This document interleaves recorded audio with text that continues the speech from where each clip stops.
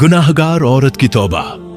एक अबरत अंगीज इस्लामी वाक़िया या कहानी एक ऐसी औरत की है जो दुनिया की रंगीनियों में गुम हो चुकी थी।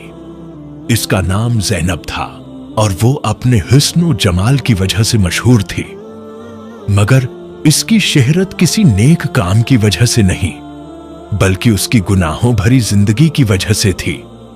वो दुनिया की चुकाचूंद में इस कदर खो चुकी थी कि उसे हलाल व हराम की तमीज तक न रही।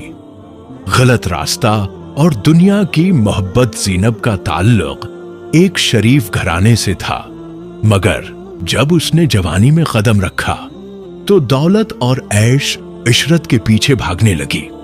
इसकी सोहबत ऐसी लोगों से हो गई जो उसे मजीद बराई की तरफ ले गए। पहले तो वो सिर्फ अपने हुस्न का इस्तेमाल करके मर्दों को अपनी तरफ मुतवज्जा करती थी, मगर आहिस्ता आहिस्ता वो मुकम्मल तौर पर हराम रास्ते पर चल पड़ी। उसके पास दौलत थी, शहरत थी, मगर सुकून नाम की कोई चीज न थी। हर रोज नए लोगों से मुलाकात करती, रातें महफिलों में गुजारती, मगर जब अकेली होती तो दिल में एक खलश महसूस करती।